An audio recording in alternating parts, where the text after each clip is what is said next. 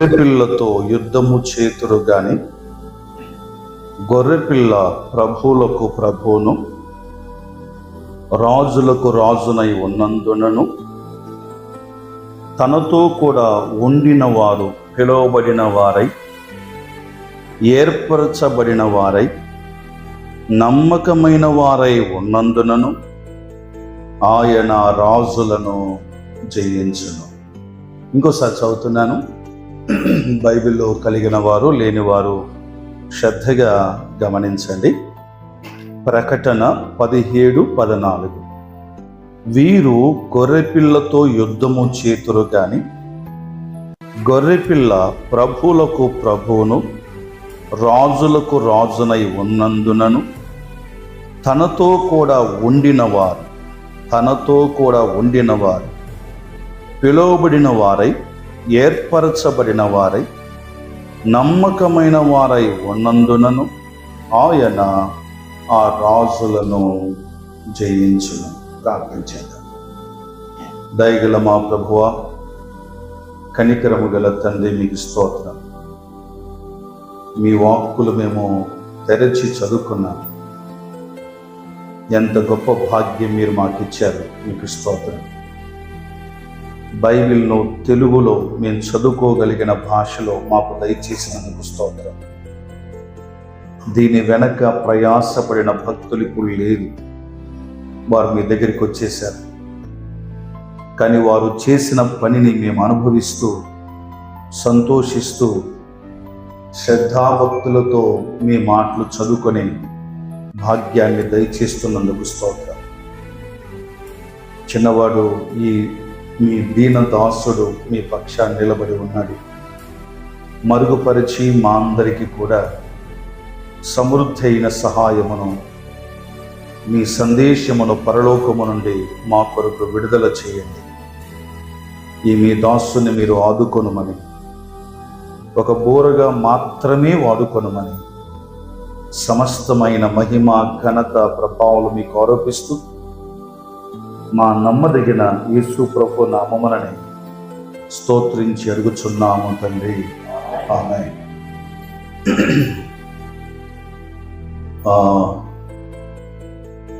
శ్రద్ధగా ఈ చిన్న ధ్యానాన్ని, ఈ చిన్న స్టడీని మనము జాగ్రత్తగా చదువుకోవటానికి ప్రభు మీద ఆధారపడి సాగుదాం. ప్రకటన గ్రంథం 17వ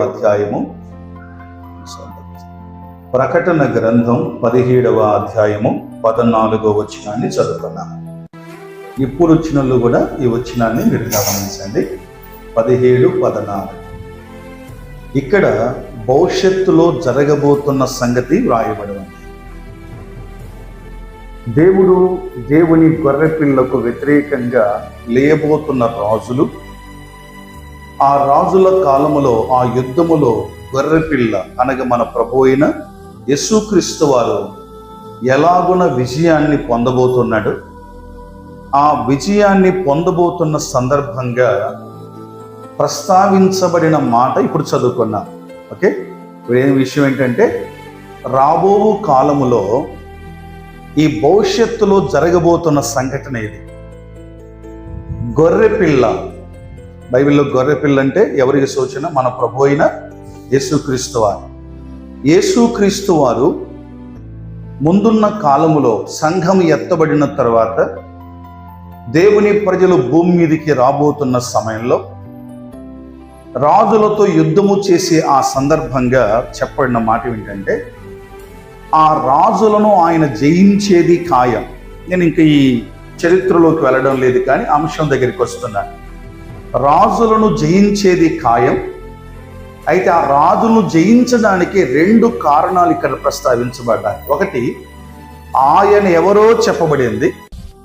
రెండవది, ఆయనతో కూడా ఉన్నవాళ్ళు ఎలాంటి వారో చెప్పబడింది. 2 విషయాలు. ఒకటి, ఆయన జయం పొందబోతున్నది ఖాయమైతే ఎందుకు జయం పొందుతాడు అంటే 2 కారణాలు. ఒకటి, ఆయన ఎవరో చెప్పబడింది.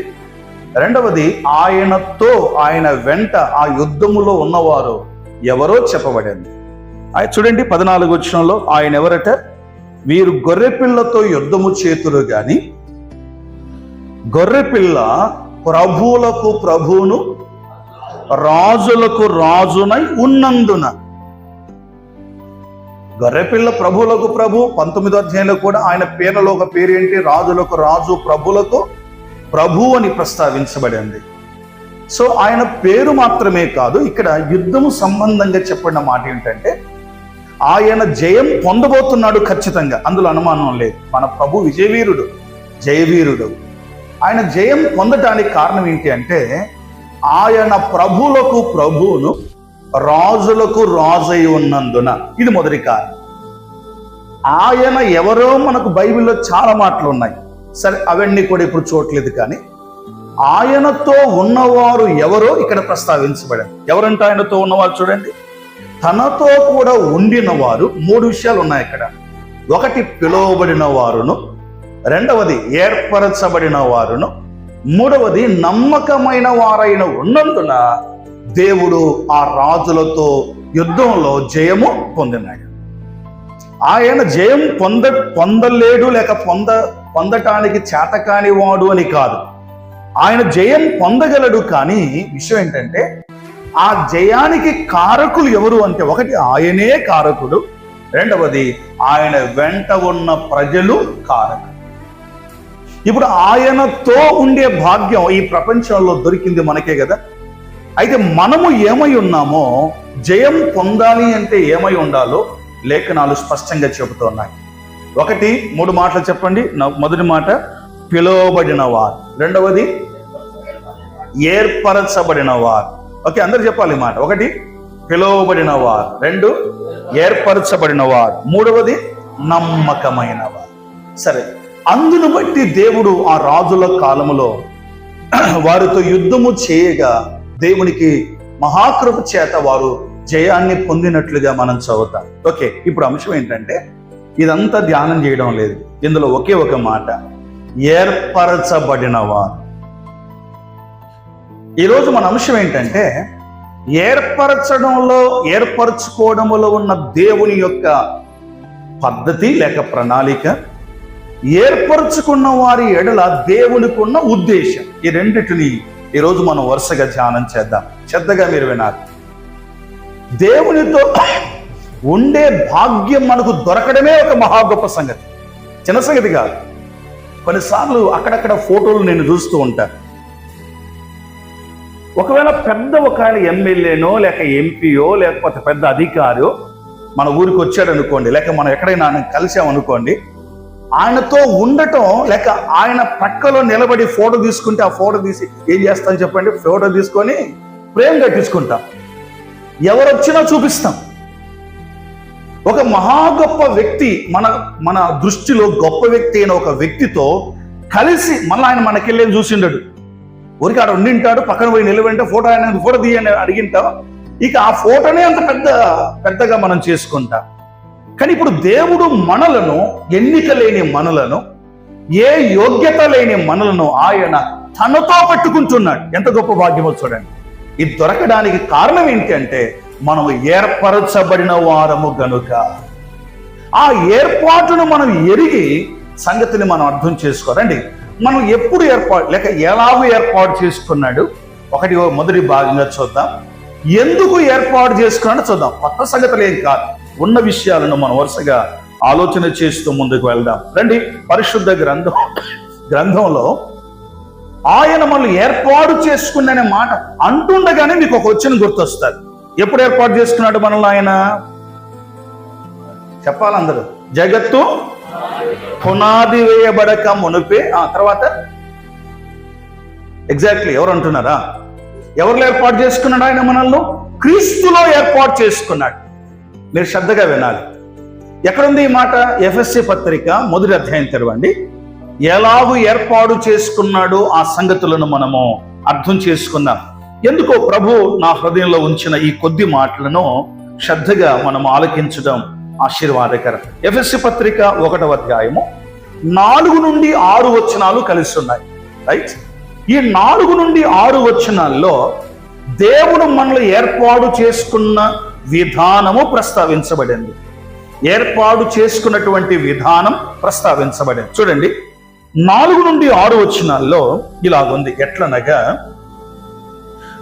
తన ప్రియుని యందు తాను ఉచితముగా మనకు అనుగ్రహించిన తన కృపామహిమకు కీర్తి కలుగునట్లు తన చిత్త ప్రకారమైన దయాసంకల్పము చొప్పున యేసుక్రీస్తు ద్వారా తనకు కుమారులుగా స్వీకరించుటకై మనల్ని ముందుగా తన కోసం నిర్ణయించుకొని మనము తన ఎదుట పరిశుద్ధులమును నిర్దోషులమై ఉండవలనని జగత్తు పునాది వేయబడక మునిపే ప్రేమ చేత ఆయన క్రీస్తులో మనలను ఏర్పరుచుకొనెను.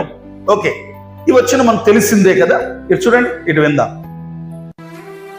మొదటి ప్రశ్న, ఎప్పుడు ఏర్పాటు చేసుకున్నాడు? చెప్పాలా? అందరూ చెప్పాలా? ఇప్పుడేదో నేను చెప్పే మాటలు వినడానికి రాలా, మీరు అందరం కలిసి వాక్యాన్ని అర్థం చేసుకోవడానికి వచ్చాం. ఓకే, ఎప్పుడు ఏర్పాటు చేసుకున్నాడు? జగత్తు పునాది వేయబడక మునుపే. అదొక్కటే ఉండింటే మనం కాలర్ ఎగరేస్తున్నాం. ఏందనుకుంటున్నావు? అప్పుడే దేవుడు నన్ను ఏర్పాటు చేసుకున్నాడని. ఇట్లా కాలర్ ఎగరేస్తామని గర్విస్తామని దేవుడికి ముందే తెలుసు. అందును బట్టి ఆయన మనల్ని ఏర్పాటు చేసుకుంది ఎవరిలో? క్రీస్తు యేసులో ఏర్పాటు చేసుకున్నాడు. ఇక 2 సంగతులు మనం అర్థం కావాలి. ఒకటి, క్రీస్తు వారు జగత్తు పునాది వేయబడక మునిపే ఉన్నట్ట లేనట్ట? ఉన్నట్టు. మన ప్రభు యొక్క ఉనికి ఇక్కడ మనకు అర్థమవుతుంది. జగత్తు పునాది వేయబడక ముందు ఆయన ఉన్నాడు. రెండవది, మనం నేరుగా దేవుడు ఏర్పాటు చేసుకోవడానికి మన దగ్గర ఏ యోగ్యత లేదు కనుక ఒకవేళ అట్లా మనం పిలిచింటే ఆయన పిలుపుకే సచ్చుతున్నాం మనం. కానీ యేసు క్రీస్తు నందు ఆయన మనల్ని ఏర్పాటు చేసుకున్నాడు. ఈ రాత్రి వేళ ఇది మనం నిజంగా అర్థం చేసుకుంటే దేవుడు మనకిచ్చిన విలువ మనకు అర్థమవుతుంది.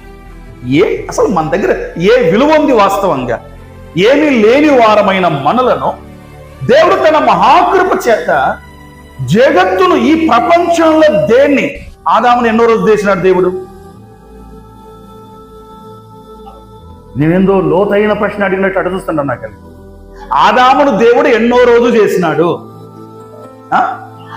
6వ రోజు.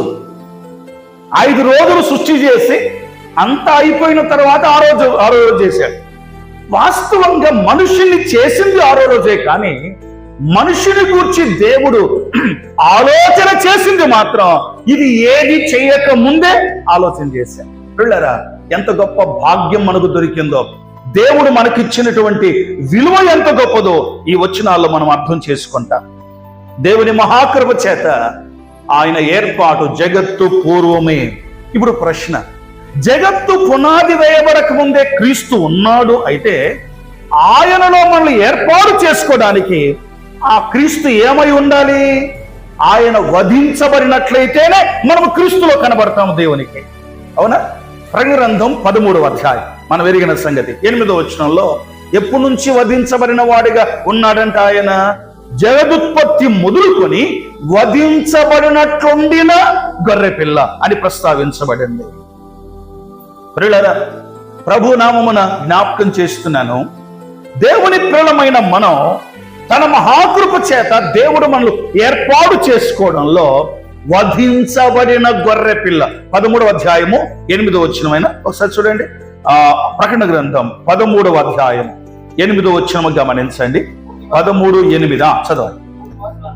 భూ నివాసులందరూ అనగా జగదుత్పత్తి మొదలుకొని వధింపబడి ఉన్న గొర్రెపిల్ల యొక్క జీవ గ్రంథమందు ఎవరి పేరు రాయబడలేదో వారు ఆ మృగమునకు నమస్కారము చేయదురు.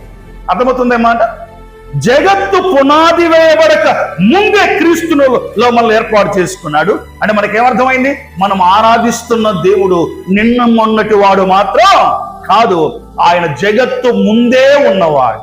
అయితే ముందే ఉన్నవాడైన ఆయన ఆ వధించబడిన గొర్రెపిల్లగా ఆయన ఉన్నాడు. ప్రియులారా, దేవునికి స్తోత్రం. ఎంత గొప్ప భాగ్యము దేవుడు మనకిచ్చాడో చూడండి. ఆయన వధించబడిన గొర్రెపిల్లగా ఉన్నాడు. ఆయన గాయముల్లో నుండి పుట్టిందే సంఘం. మాట వింటారా? ఆదికాండంలో ఈ మధ్య కాలంలో వరుసగా ధ్యానాలు చేసుకుంటున్నాం. ఆదికాండంలో మనం గమనిస్తే మొదటి అధ్యాయం 2 అధ్యాయాల్లో వాస్తవంగా 11 అధ్యాయాలు 4 మాటల్లో చెప్పుకోవచ్చు. 1-2 అధ్యాయాలు సృష్టి కనబడుతుంది, 3-4 అధ్యాయాల్లో పాపము కనబడుతుంది, 6-7-8 అధ్యాయాల్లో 9 అధ్యాయాల వరకు దేవుడు ఆ పాపాన్ని ఖండించి శిక్షించిన సంగతి చూస్తాం. 10-11 అధ్యాయాల్లో దేవుడు ఆ ప్రజలను తారుమారు చేయడం గమనిస్తాం. ఆదామును దేవుడు తయారు చేసిన తర్వాత హవ్వను దేవుడు తయారు చేసే సమయంలో ఎక్కడి నుంచి వచ్చింది అవ్వ? చెప్పండి, అవ్వ ఎక్కడి నుంచి వచ్చింది?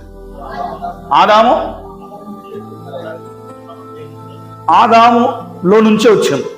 ప్రక్కటెముకను దేవుడు తీశాడు, ఆదాముకు గాయం చేశాడు. ఆ గాయములో నుండి ఎవరు వచ్చారు బయటికి? అవ్వచ్చు. రైట్?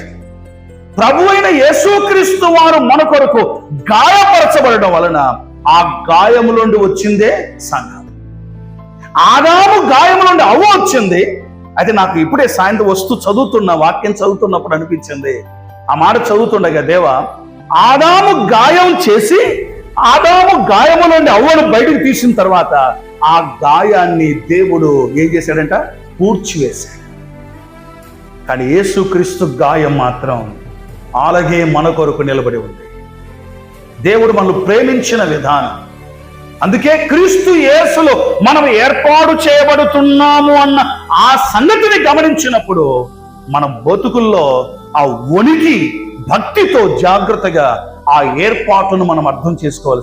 ఊరికేదో నమ్ముకున్నాం, వస్తున్నాం, పోతున్నాం, ఏదో ఆరాధనకు వచ్చినప్పుడు ఆ రొట్టె రసం తీసుకుంటున్నాం, ఏదో స్తోత్రం ప్రభు అందరి బ్రదర్ స్తోత్రాలు చెప్తే కదా అందరు కాకపోయినా కొందరు మౌనంగా ఉంటారు, మొండి జీవులు. ఎవరో చెల్లించే వాళ్ళే మాటి చెల్లిస్తూ ఉంటారు. మిగతా వారందరూ ఆమ్యం చెప్పి సర్దుబాటు చేసుకొని ఇక అలాగ వెళ్ళిపోతున్నాం. అంతా ఏమవుతుంది అంటే రాను నామకార్థ స్థితిలోనికి వస్తున్నాం. దేవుడు మనం ఏర్పాటు చేసుకున్న ఆ ఏర్పాటు నిజంగా అర్థం చేసుకుంటే ప్రభు సన్నిధిలో భయముతో వణుకుతో ఎంత జాగ్రత్తగా ఉంటామో అట్టి గొప్ప దేవుడు క్రీస్తు యేసులో మనలను ఆయన ఏర్పాటు చేసుకున్నాడు. దేవుని ప్రియులారా, ప్రభు నామములో ఈ సంగతిని మనం ఆలోచించినప్పుడు దేవుని ఏర్పాటు ఎంత గొప్పది అంటే ఆయన మన ప్రభు అయిన యేసు క్రీస్తునందు జగదుత్పత్తి మొదలుకొని వధించబడిన ప్రభు అయిన యేసుక్రీస్తు ద్వారా గొర్రెపిల్ల, ఆ గొర్రెపిల్ల ఎవరు? మన ప్రభు అయిన యేసుక్రీస్తుని చూస్తూ వచ్చాము. యోహాను సువార్త 1:29 కదా, యోహాను యేసు ప్రభుని చూపించి ఏమంటాడు? ఇదిగో లోక పాపమును మోసుకొని పోవు దేవుని గొర్రెపిల్ల అన్నాడు. దేవునికి స్తోత్రం. కాబట్టి దయచేసి సహోదరులు సహోదరులు, దేవుని పిల్లలు, ప్రభు నమ్మిన మనందరము కూడా మన ఏర్పాటును, ఆ ఏర్పాటులో దాగి ఉన్న దైవ ఆ దీవెనను, దైవ ఆలోచనను, ఎంత గొప్ప జ్ఞానం కలిగి ఆ ప్రియ ప్రభు మనల్ని ఏర్పాటు చేసుకున్నాడో గమనించాలి. రెండవది, ఈ ఏర్పాటును గురించి రెండవ సంగతి ఏంటంటే, ఒకరోజు మలాకి అనే ప్రవక్త దేవుని ప్రజలకు వర్తమానం చెప్పడానికి వెళ్ళారు. ఆ వర్తమానములో ఉన్న సంగతి ఏంటో తెలుసా? క్వశ్చన్ ఆన్సర్, ప్రశ్న జవాబు లాగా ఉంటుంది మలాకి గ్రంథం అంతా. మలాకి గ్రంథంలో ప్రజల ప్రశ్నలు దేవుని జవాబులు అని రాసుకోవచ్చు అన్నమాట. మలాకి గ్రంథం పైన ప్రజలు వేసే ప్రశ్న, దేవుడిచ్చే జవాబు. వినండి, ప్రజలు ఏమన్నారంటే, ఏమండి ప్రభువా, దేవా, నిన్ను మిమ్మల్ని ప్రేమిస్తున్నాను ఊరికి చెప్తాండావు, ఏ విషయంలో ప్రేమించావు మమ్మల్ని అని అడిగినారు. అప్పుడు దేవుడు ఏమన్నాడో తెలుసా? రండి, మలాకి గ్రంథం 1వ అధ్యాయం 2వ వచనం. దేవుని ఏర్పాటు ఎంత గొప్పదో ఈ భాగాన్ని బట్టి మనం అర్థం చేసుకోవడానికి ప్రయత్నం చేద్దాం. దయచేసి లేఖనం మనం చూడండి, ఆలోచన చేద్దాం. ఆ వచ్చిన భాగాలు మనం గమనించండి. ఓకే, మలాకి గ్రంథం 1వ అధ్యాయం 2 వచనాలు చదివేసేయండి చాలు. 2 వచనాలు చదువుతారా? యెహోవా వాక్కు, యెహోవా సెలవిచ్చినదేమనగా, ప్రేమ చూపి ఉన్నాను, అయితే మీరు ఏ విషయమందు నువ్వు మాటల ప్రేమ చూపిదేవని అందరూ. జాగ్రత్త వినండి. ఇప్పుడు ప్రజలు ఏమంటున్నారు? దేవునితో ఏ విషయంలో మమ్మల్ని ప్రేమించావు దేవా అన్నారు. అప్పుడు ప్రభువే చెప్తున్న మాట గమనించండి. ఏశావు యాకోబునకు అన్న కాడా? అయితే నేను యాకోబును ప్రేమించి తిని. చాలు, ఇదే యెహోవా వాక్. చూడండి, అర్థం చేసుకుందాం. రెండు మాటలైనా అర్థం చేసుకుంటే క్షేమకరంగా ఉంటుంది. ప్రభువును ప్రజలు ప్రశ్నిస్తున్నారు. ఏమడుగుతున్నారు? ఏ విషయంలో ప్రేమించావు మమ్మల్ని? ప్రేమించినని చెప్తున్నావే దేవా, ఎట్లా ప్రేమించినావు మమ్మల్ని అంటే ఆవిడ ప్రభు అంటున్నమాట. ఏశావు యాకోబునకు అన్నగాడ. మీరు చెప్పండి, యాకోబు ఏశావులు అన్న ఎవరు, తమ్ముడు ఎవరు? ఏశావు యాకోబుల్లో అన్న తమ్ముడు ఎవరెవరు? ఏశావు పెద్దోడు, యాకోబు చిన్నోడు. వీళ్ళిద్దరు ఎవరి పిల్లలు? అరణి యాకోబు ఏశావులు ఎవరి పిల్లలు అన్నాను నేను? ఇస్సాకు పిల్లలు. దేవుని ఏర్పాటు ఎంత గొప్పదో మీరు గమనించాలి. ఒకటి, ఆయన ఏర్పాటు జగత్తు పునాది వేయబడక ముందే, అది ధ్యానం చేసి అయిపోయింది. రెండవది, ఆయన ఏర్పాటు సంపూర్ణంగా దైవ ప్రేమనే తప్ప మానవుని యొక్క ప్రమేయం ఇందులో ఏది కనబడదు. మేము ఆదికాండ ధ్యానాలు చేస్తున్న సమయంలో వరుసగా ఆలోచన చేస్తూ వచ్చాం. ఒక్కొక్క కుటుంబంలో దేవుడు ఒకరిని ఏర్పాటు చేసుకుంటూ వచ్చాడు. ఫర్ ఎగ్జాంపుల్, ఆదాము కుటుంబంలో దేవుడు ఎవరిని ఏర్పాటు చేసుకున్నాడు? ఆదాముకు చాలా మంది పిల్లలు ఉన్నారు.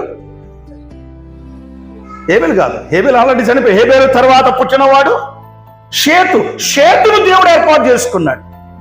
ఎందుకంటే షేతు కుటుంబంలో పుట్టిన ఎనోషు నుండి ప్రార్థన ప్రారంభమైంది కనుక ఆదాము కుటుంబంలో షేతును దేవుడు ఏర్పాటు చేసుకున్నాడు.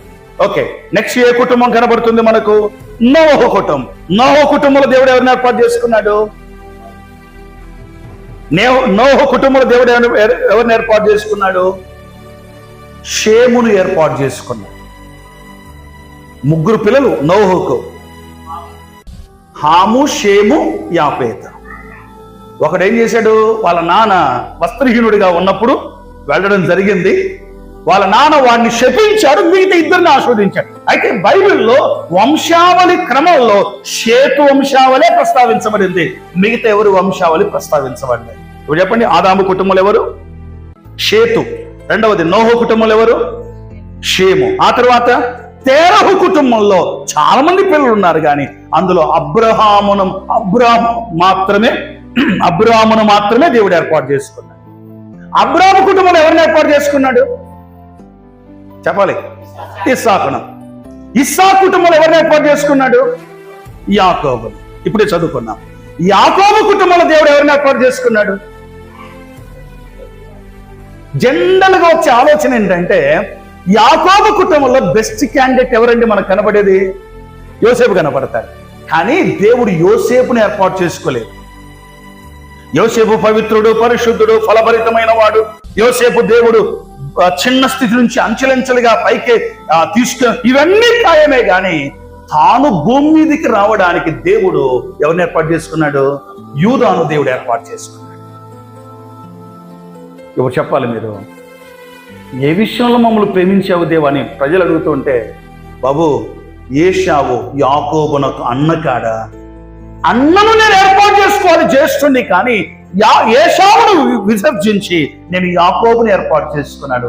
దేవుని ప్రణాళికలు గొప్పవి. అది దైవ ప్రణాళిక, దైవ ప్రేమతోనే ఉంటుందన్నమాట. ఇప్పుడు రండి, యాకోబు కుటుంబంలో ఎంతమంది మొత్తం యాకోబు పిల్లలు ఎంతమంది? రాంగ్, కరెక్ట్ చెప్పండి. రాంగ్. యాకోబు పిల్లలు ఎంతమంది అన్నాను? మీ కొడుకులైనా గుర్తుండేది, ఆడపిల్లలు గుర్తుండరా? సో మొత్తం 13 మంది యాకోబుకు. వాస్తవంగా కుమారులు 12 మంది, కుమార్తె 1 కుమార్తె. వినండి, ఇంతమంది పిల్లల్లో దేవుడు ఒక్కరిని ఏర్పాటు చేసుకున్నాడు. ఎవరిని? యూదాను ఏర్పాటు చేసుకున్నాడు. యూదా ఎవరి కుమారుడు? యాకోబుకు భార్యలు ఉన్నారు కదా. యాకోబు ప్రేమించిన భార్య ఎవరు? యాకోబు ఎక్కువ ఇష్టమైన భార్య ఎవరు? రాహేలు. యాకోబు ద్వేషించిన భార్య ఎవరో తెలుసా? లేయా. ద్వేషించిన లేయా గర్భమున పుట్టిన యూదాను దేవుడు ఏర్పాటు చేసుకున్నాడు. వినండి, ఇక్కడ నేను నేర్చుకున్న పాఠం ఏంటంటే, మనుషుల ప్రేమ ఉండొచ్చేమో కానీ ఒక వ్యక్తి ఎవరి ప్రేమను పొందగలగాలో తెలుసా? దేవుని ప్రేమను పొందగలగాలి. లోకమున అందరి చేత ద్వేషించబడవచ్చేమో కానీ అయితే ద్వేషించబడిన లేయాను దేవుడు ఏర్పాటు చేసుకున్నాడు.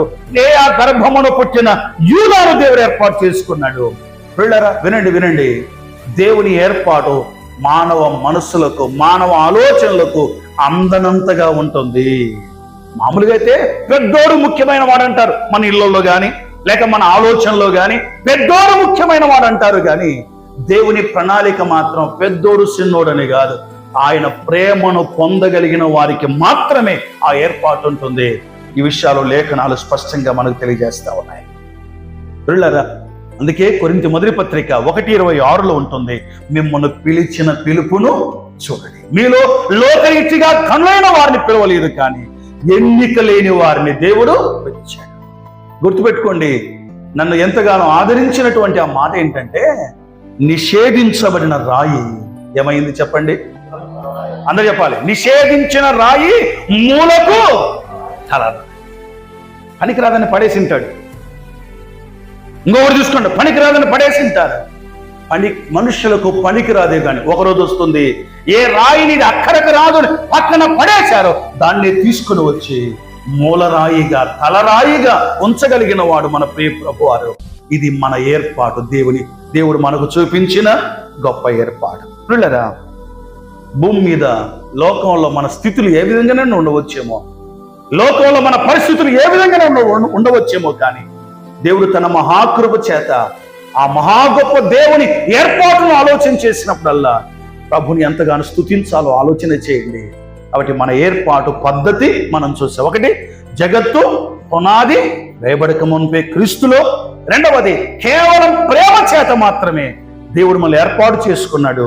ఆ సంగతులు మనం చూస్తూ వచ్చాం. రండి, రెండవ భాగంలోకి వెళ్దాం. ఎందుకు దేవుడు ఏర్పాటు చేసుకున్నాడో గబగబా 2-3 మాటలు గుర్తు చేసి ముగిస్తాను.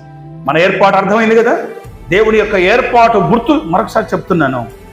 మనం ఎంత నిర్లక్ష్యంగా ఉంటామో కొన్నిసార్లు.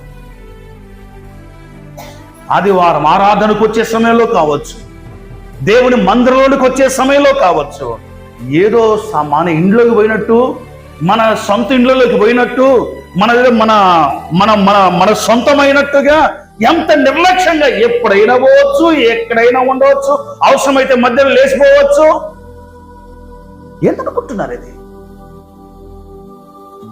అసలు ఈ లోపలికి వచ్చే ఈ భాగ్యం మనకు దొరకటం, ఆయన చేత ఏర్పాటు చేయబడడం అన్న దాని వెనక ఉన్న సంగతులు ఆలోచన చేస్తే భయముతో, వణుకుతో ఆయన పాదాల దగ్గర కూర్చోవాలి. కానీ ఏమైపోయింది? రాను రాను రాను రాను నిర్లక్ష్యమైపోయింది. ఆఖరికి నామకార్థ క్రైస్తవుల కంటే మరి నీచమైన స్థితి దిగజారిపోయే పరిస్థితులు ఏర్పడుతున్నాయి. దేవుని సన్నిధి అంటే మనకు భయం కనపట్ల. ప్లీజ్ ఆలోచన చేయండి. దైవ ఏర్పాటును మనం అర్థం చేసుకోవాలి. రండి, ఎందుకు ఏర్పాటు చేసుకున్నాడు ఆయన? తెలిసిన మాటలు 2-3 విషయాలు జ్ఞాపకం చేసుకుంటూ వారు పేతురు మొదటి పత్రిక ఎందుకు ఏర్పాటు చేసుకున్నాడు చూడండి. పేతురు మొదటి పత్రిక 1వ అధ్యాయం 1వ వచనం చదువుకున్నా. పేతురు మొదటి పత్రిక 1వ అధ్యాయము 1వ వచనం. దైవ ఏర్పాటులో ఉన్న ఉద్దేశం ఎంత గొప్పదో లేఖనాలు స్పష్టంగా చెబుతున్నాయి. చదువుతున్నాను, వినండి, నేను చదువుతాను. పేతురు మొదటి పత్రిక 1:1. యేసుక్రీస్తు అపోస్తలుడైన పేతురు రాసిన మొదటి పత్రిక 1వ అధ్యాయం 1వ వచనం. యేసుక్రీస్తు అపోస్తలుడైన పేతురు తండ్రి అయిన దేవుని భవిష్యత్ జ్ఞానమును బట్టి ఆత్మ వలని పరిశుద్ధత నొందిన వారై విధేయులగుటకును, యేసుక్రీస్తు రక్తం వలన ప్రోక్షింపబడుటకును ఏర్పరచబడిన వారి కనగా పొంతు, గలతియా, కప్పిదోకియా, ఆసియా, బితూనియా అను దేశములందు చెదిరిన వారిలో చేరిన యాత్రికులకు శుభమని చెప్పి రాయినది మీకు కృపయో సమాధానమును విస్తరిల్లునుగాక. వినండి, దేవుడు ఎందుకు ఏర్పాటు చేసుకున్నాడు మనల్ని? మనకు తెలిసినవి చాలా ఉన్నాయి కదా. ఎందుకు దేవుడు మనల్ని ఏర్పాటు చేసుకున్నాడు? ఎందుకు పిలుచుకున్నాడు ఆయన? ఆయన తన మహాకృప చేత ఎక్కడో ఉన్న మనల్ని, ఎన్నిక లేని మనల్ని, ఈ ఎన్నికైన స్థితిని దేవుడు ఎందుకు మనకి ఇచ్చాడో తెలుసా? ఒకటవది విధేయులగుటకు. విధేయులగుటకు ఇది మొదటి కారణం. ఇక్కడ ఉన్న విషయాలు కొంచెం వివరించుకుందాం, ఆ విషయాలు మనం అర్థం చేసుకుందాం. మీరు చూస్తుండండి బైబిల్ చూడండి. ఒకటవది తండ్రి అయిన దేవుని భవిష్యత్ జ్ఞానం. తండ్రి అయిన దేవుడు ఇందులో ఉన్నాడు. రెండవది ఆత్మ వలని పరిశుద్ధత, పరిశుద్ధాత్ముడు ఉన్నాడు. మూడవది యేసుక్రీస్తు రక్తం వలన. మన ఏర్పాటును గురించి ఈ మూడు సంగతులు మనం అర్థం చేసుకోవాలి. ఒకటి తండ్రి అయిన దేవుని జ్ఞానం, భవిష్యత్ జ్ఞానం. నంబర్ 2 ఆత్మ వలని పరిశుద్ధత. నంబర్ 3 యేసు రక్తం చేత ప్రోక్షించబడిన వాళ్ళ. ఈలాగున ఏర్పాటు చేయబడింది. ఎందుకోసము అంటే ఆయనకు విధేయత చూపించడానికి. మనం నమ్మిన దేవుడు ఒకరా ముగ్గురా? మనం నమ్మిన దేవుడు ఒకరా ముగ్గురా? ఒకరండి. ఏమంటే చెప్తున్నారు? కరెక్ట్ చెప్పారు. ముగ్గురా? మన నమ్మిన దేవుడు ఒకరా ముగ్గురా అంటే ముగ్గురు అంటున్నారు, ఒకరు అంటున్నారు. నమ్మిన దేవుడు ఒకడే, కానీ ఆయన 3 రకాలుగా 3 విధానాల్లో ఆయన మనకు కనబడతాడు. ఒకటి తండ్రి అయిన దేవుడు, రెండవది కుమారుడైన దేవుడు, మూడవది పరిశుద్ధాత్మ దేవుడు. చెప్పండి, అందరూ చెప్పండి. ఒకటి తండ్రి అయిన దేవుడు, నంబర్ 2 కుమారుడైన దేవుడు, నంబర్ 3 నంబర్ 1 తండ్రి అయిన దేవుడు, నంబర్ 2 కుమారుడైన దేవుడు, నంబర్ 3 పరిశుద్ధాత్మ దేవుడు. బాగా వినండి. ఈ ముగ్గురి పాత్ర, ఆ ముగ్గురు ఒకటే. ఎక్కడుంది బైబిల్ అంటారా? యోహాను మొదటి పత్రిక 5వ అధ్యాయంలో ఉంటుంది, మీరు తర్వాత చూసుకోండి. ఈ ముగ్గురు ఒకటే, కానీ అయితే ముగ్గురు 3 రకాలుగా మన రక్షణ కార్యంలో కూడా పాలు పంపులు పొందారు. ఒకటి తండ్రి అయిన దేవుడు తన భవిష్యత్ జ్ఞానమును బట్టి, అదే మొదట మనం చదువుకుంది, జగత్తు పునాది వేయబడక మునుపే భవిష్యత్ జ్ఞానమును బట్టి ఓకే ఆయన మనం ఏర్పాటు చేసుకున్నారు. రెండవది పరిశుద్ధాత్మ వలని. ఏముంది అక్కడ చూడండి, రెండవ స్టేట్మెంట్, ఆత్మ వలని పరిశుద్ధతను పొందిన వారై అన్నాడు. ఆత్మ వలని పరిశుద్ధత. దీన్ని కొంచెం వివరించుకుందాం జాగ్రత్తగా, శ్రద్ధగా వినండి. ఒక పాపి, ఇక్కడ ప్రభు నమ్మని వాళ్ళు ఉన్నారా? నమ్మని వాళ్ళు ఉంటారనుకుంటా, ఒకరిద్దరైనా. మీరు సువార్త, ఒక పాపి సువార్త విన్నప్పుడు ఆ పాపిని ఒప్పించేది ఎవరు? నీతిని గూర్చి, తీర్పును గూర్చి ఒప్పించేది ఎవరు? చెప్పరే? పరిశుద్ధాత్మ. నేను వాక్యం చెప్పింటే, నేను చెప్పింటే నమ్ముకున్నా అంటే నోరు మూసుకో అంటాడు దేవుడు. నిన్ను చెప్పడానికి వాడుకున్నాడు దేవుడు, అంతే. కానీ దేవుని కృప చేత దేవుడు ఒక సేవకుని ద్వారానో, ఒక సహోదరుని ద్వారానో, ఒక వ్యక్తి ద్వారానో వాక్యం ప్రకటింప చేస్తున్నప్పుడు ఏం జరుగుతుంది? పరిశుద్ధాత్ముడు ఎదుట ఉన్న వ్యక్తిలో కార్యాన్ని జరిగిస్తాడు. కుమారుడా ఒప్పుకో ఒప్పుకో ఒప్పుకో అని మన లోపల ప్రేరేపణ అనుగ్రహిస్తాడు. తృణీకరించి వెళ్ళేవారు కొందరైతే, ఒప్పుకొని విధేయత చూపేవారు మరికొంతమంది. ఆయన ఒప్పింపజేస్తారు. అయితే ఈ ఒప్పింప చేసినప్పుడు మనం ఒప్పుకుంటున్నప్పుడు మనం ఎలాగో పరిశుద్ధపరచబడుతున్నాం? యేసుక్రీస్తు రక్తం వలన పరిశుద్ధపరచబడతాం. సో మన రక్షణ కార్యంలో ఈ ముగ్గురి పాత్ర మనం చూస్తాం. తండ్రి అయిన దేవుడు ఆలోచించాడు, కుమారుడైన దేవుడు ప్రాణం పెట్టాడు, పరిశుద్ధాత్మ దేవుడు మనల్ని ఒప్పింప చేశాడు. కాబట్టి దేవుని మనం స్తుతించవలసి. ఎందుకు ఈ మాట చూస్తున్నామంటే, దేవుని పిల్లలుగా ఆరాధనకు చేరి వస్తున్న ప్రతిసారి కూడా, ఆయన సన్నిధానానికి వస్తున్న ప్రతిసారి కూడా మనం చాలా జాగ్రత్తగా ఈ విషయాలు మనం గమనించవలసి ఉంది. సేవలో సాగిపోతున్నప్పుడు కూడా మనం బిల్డప్ చేయాల్సిన అక్కర్లేదు. ఎందుకంటే కార్యమంతా ఆయన చేసేది కేవలం పాత్రలో మాత్రమే, ఒక ఇన్స్ట్రుమెంట్ మాత్రమే, ఒక యంత్రాలను మాత్రమే దేవుడి చేత వాడబడుతున్నాం. అదంతా ఆయన ఆలోచన చేశాడు, ఆయన ప్రాణం పెట్టాడు, ఆయన ఒప్పింపజేశాడు. అందుకొరకు వాడబడిన ఒక పాత్రలము మాత్రమే మనము. సరే, ఎందుకు దేవుడు మనం ఏర్పాటు చేసుకున్నాడంటే, నంబర్ 1 విధేయత చూపటానికి. ఇప్పుడు చెప్పండి విశ్వాసులారా, ఆయన చేత ఏర్పాటు చేయబడేది చాలా కాలం అయిపోయింది. దేవుని ఆరాధించబట్టి కూడా చాలా కాలం అయిపోయింది. ఎంతవరకు విధేయత మనం చూపుతున్నాం ఆయన వాక్యానికి, ఆయన సంఘమునకు, క్రమమునకు, దేవుడిస్తున్న వాక్య క్రమానికి విధేయత చూపగలిగితే మనకు దేవుని ఏర్పాటు మన జీవితంలో ఖచ్చితంగా అది సంపూర్ణమవుతుంది. దేవుడు ఏర్పాటు చేసుకున్న దేవుణ్ణి బాధ పెట్టవద్దండి దయచేసి. అందరం విధేయత చూపుతున్నాము వరుసగా సహవాస విషయంలో, దేవునికి ఇచ్చే విషయంలో. ఇక్కడ విధేయత చూపరు చాలాసార్లు కొంతమంది, ఏమి ఇవ్వలేబ్బా, ఏం కాదులే, ఇవ్వకపోయినా ఏమన్నా అయిందా, పోయినసారి వచ్చింది పంట లేక జీతం వచ్చింది దేవునికి ఇవ్వాలా, ఏమన్నా అయిందా, ఏమీ కాల, అట్లా అనుకున్నారు వారు. అయిపోయింది, ఒకరి తెలియకుండా ఒకరు చచ్చిపోవాల్సి వచ్చింది. కాబట్టి బైబిల్ వాక్యంలో రాయబడిన అవిధేయులైన వారి ఎడల దైవ తీర్పు స్పష్టంగా చెప్తుంది. ఒకటోది విధేయత చూపడానికి. రెండవ చూడండి, అదే పేతురు మొదటి పత్రిక 2వ అధ్యాయము 9వ వచనం చదవండి త్వరగా. పేతురు మొదటి పత్రిక 2:9 చదువుకున్నాం. 2:9. అయితే మీరు చీకట్లో నుండి ఆశ్చర్యకరమైన తన వెలుగులోనికి మిమ్మును పిలిచిన వాని గుణాతిశయములను చెప్పాలి. నేను అప్పుడు ఆపానంటే మీరు అందరూ చెప్పాలి. గుణాతిశయములను ఏం చేయడానికి? సహోదరులు చెప్పొద్దన్నారా? అందరు చెప్పాలి. గుణాతిశయములు ఏం చేయాలంట మనం? అందరు చెప్పండి. ప్రచురము చేయుటకు. ఒకటి విధేయత చూపుటకు, రెండవది ప్రచురము చేయుటకు. ఇక్కడ అందరం పరిశీలన చేసుకోవాలి. ఈరోజు మీరు ఒక్కరికైనా స్వార్థ చెప్పినారా? ఎందుకు దేవుడు ఏర్పాటు చేసుకుంది మనల్ని? పొద్దున్న లేసి పొలం పోవడం, పొద్దున్న లేసి ఇంట్లో పనులు చేసుకోవడం. చేసుకోరి, కాదండికి లేదు, అవసరం కనుక.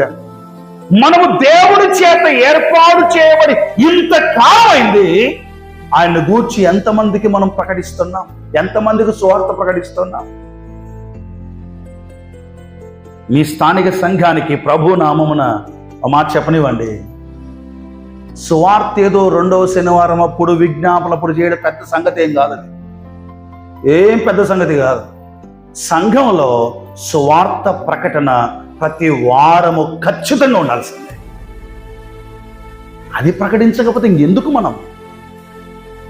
ఈ రొట్టెను తిని చెప్పండి.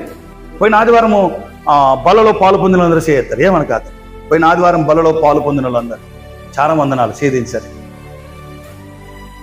పోయిన వారం అంటే ఈరోజు సోమవారం కదా. ఓహో, మీరు సామాన్యులు కదే.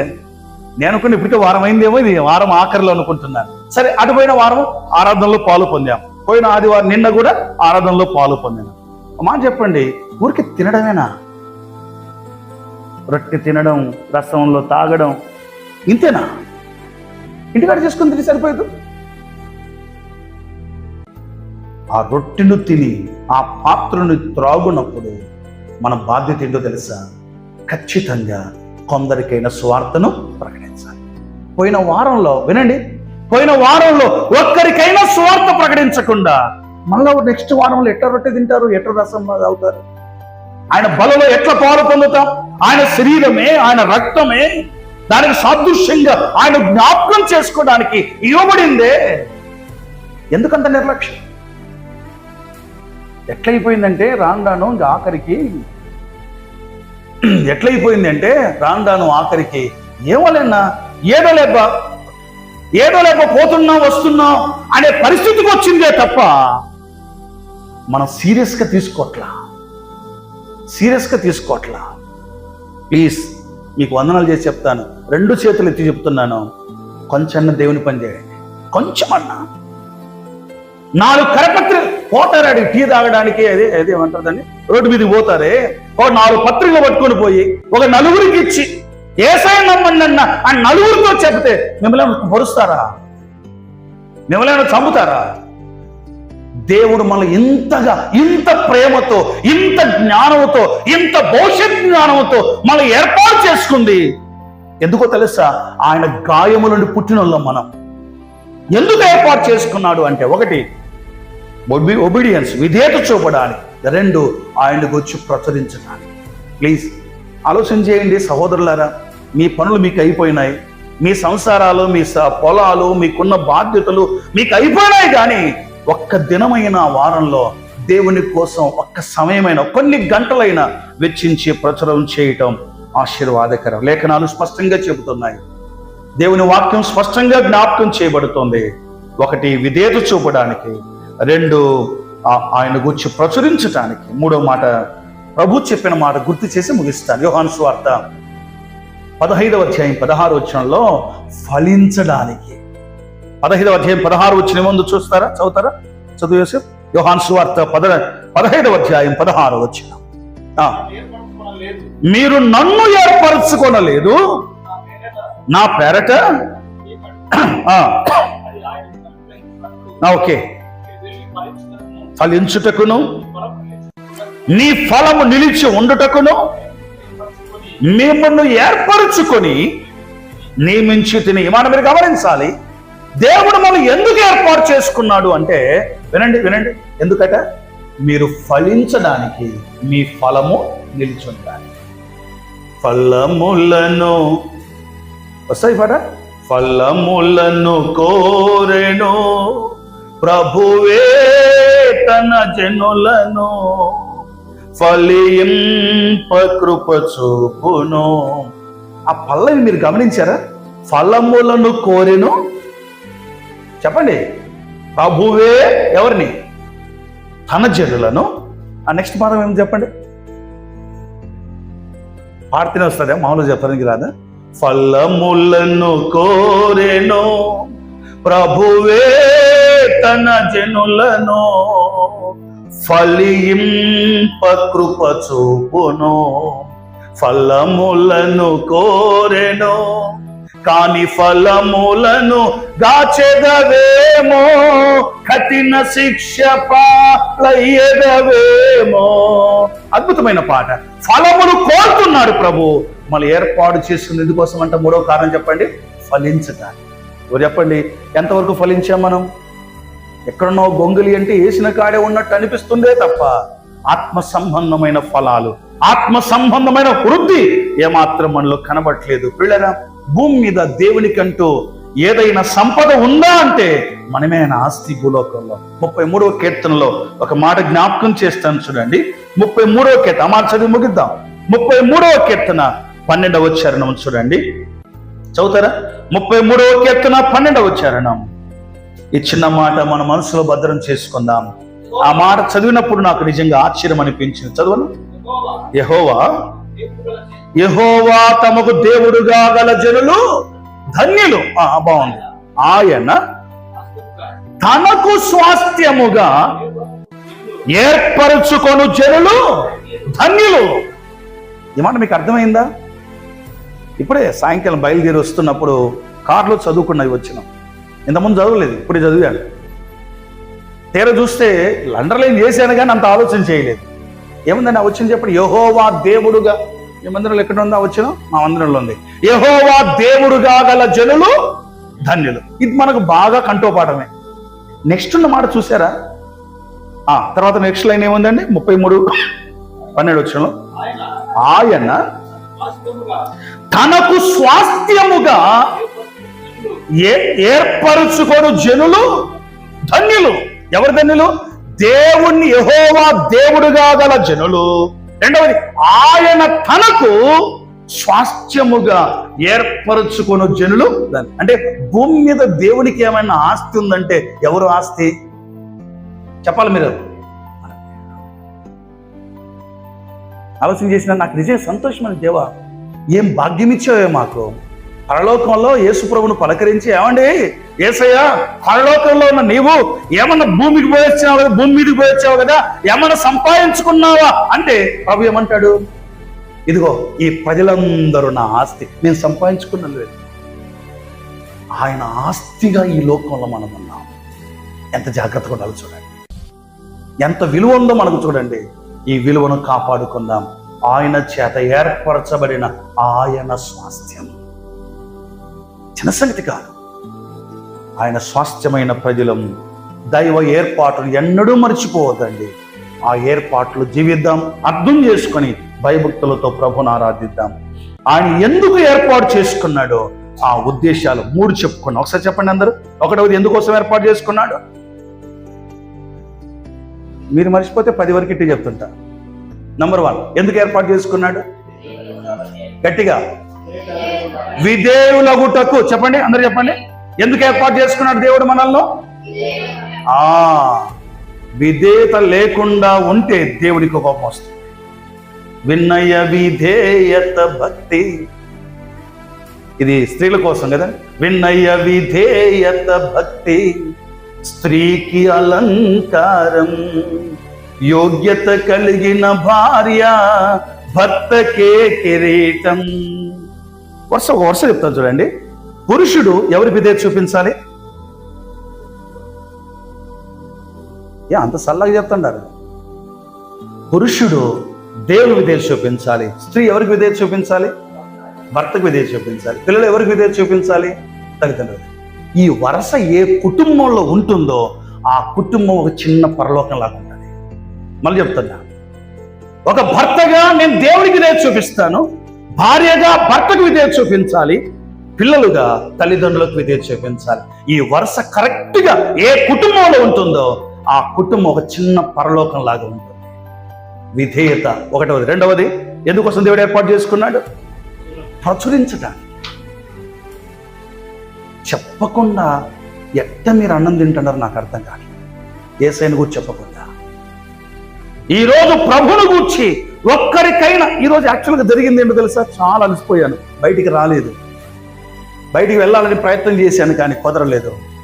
నేను చేసే పని ఏంటంటే, నా ఫ్రెండ్స్ ఉన్నారు, మా 10th క్లాస్ గ్రూప్ ఒకటి ఉంది. ఆ గ్రూపులో దరిదాపు 10th క్లాస్ ఇంటర్మీడియట్ గ్రూప్ ఉంది. ఇవన్నీ కూడా గ్రూప్స్ ఉంటాయి. వాట్సాప్ గ్రూప్స్ పెడుతున్నారు కదా ఈ మధ్యకాలం. ఆ గ్రూప్స్లో ఉన్నాను. వరుసగా మొదలుపెట్టి ఒకరి తర్వాత ఒకరికి ఫోన్ చేయడం, కొంతసేపు మాట్లాడి కొంతన్నా స్వార్థ చెప్పి పండుకుంటా. ఒక్కరికి కూడా స్వార్థ చెప్పకుండా మాత్రం పండుకోవడానికి ఇష్టపడడం లేదు. నిద్ర రావట్లేదు, ఒకలాంటి వేదన, బాధ అవుతుంది. చెప్పకుండా పండుకుంటే ఎట్లున్నామో ఏమో అర్థం కావట్లేదు. సువార్త లేని సంఘం, వినండి, క్షమించండి మాట అంటున్నందుకు, సువార్త పరిచయం లేని సంఘం ఎక్కువ దినాలు కొనసాగలేదు. సువార్త ఎంతో అవసరమైంది. సండే స్కూల్ అవసరం, సువార్త అవసరం. ఈ రెండు చాలా ప్రాముఖ్యమైనది సంఘానికి. ప్రచురించడానికి దేవుడు ఏర్పాటు చేసుకున్నాడు. మూడవ చెప్పండి, ఎందుకోసం ఏర్పాటు చేసుకున్నాడు దేవుడు మనల్ని? ఫలించడానికి దేవుడు ఏర్పాటు. 3 పరీక్ష చేసుకుందాం. విధేయత చూపుతున్నామా? ప్రచురిస్తున్నామా? మూడవది ఫలిస్తున్నామా? తల వంచండి, ప్రార్థన చేద్దాం. అందరూ తల వంచండి, కలమయండి. ప్రభు మనకు ఇచ్చినటువంటి చిన్న ధ్యానం లేక ఈ సంగతులు, ఈ హెచ్చరికలు హృదయంలో భద్రం చేసుకుందాం. చిన్న ఏర్పాటు కాదు, మన దీని వెనక ఉన్న ఆ సంగతులు ఆలోచన చేస్తే ఎంతో గొప్ప దీవెన, ఆశీర్వాదం మనం పొందాం. మనం నమ్ముకున్నామంటే ఇది సామాన్యమైన సంగతి కాదు. దీని వెనక దేవుని ఆలోచన, దేవుని ప్రేమ, దేవుని ప్రణాళిక ఎంతో గొప్పది. భవిష్యత్తు జ్ఞానమును బట్టి మనల్ని ఏర్పాటు చేసుకున్నాడు. ప్రభును స్తుతిద్దాం. దేవా, నన్ను ఏర్పాటు చేసుకున్నందుకు స్తోత్రాలు నాయన అని ఒక్కొక్కరు మన హృదయంలో ఆయన సన్నిధిలో తల ఉంచి ప్రభును ఘనపడతా. దేవా, నన్ను ఏర్పాటు చేసుకున్నందుకు స్తోత్రం. లోకంలో ద్వేషించబడిన వాడిని, లేయాలంటి పరిస్థితి నాకుంది. ద్వేషించబడిన నన్ను, ఎన్నిక లేని నన్ను, నిషేధించబడిన రాయి అయిన నన్ను ఏర్పాటు చేసుకున్నందుకు స్తోత్రాలని ప్రభుతో చెబుదాం. రెండవ భాగంగా ఎందుకు ఏర్పాటు చేసుకున్నాడో 3 మాటలు మనం విన్నాం. ఈ మూడింటిలో మనం ఎన్నిటినీ నెరవేరుస్తున్నాం? విధేయత చూపుతున్నామా? పిల్లలు మీ తల్లిదండ్రులకు విధేయత చూపుతున్నారా? సహోదరులారా మీ భర్తలకు విధేయత చూపుతున్నారా? సహోదరులారా మన కుటుంబం అంతా దేవునికి విధేయత చూపుతుందా? పరీక్ష చేసుకుందాం.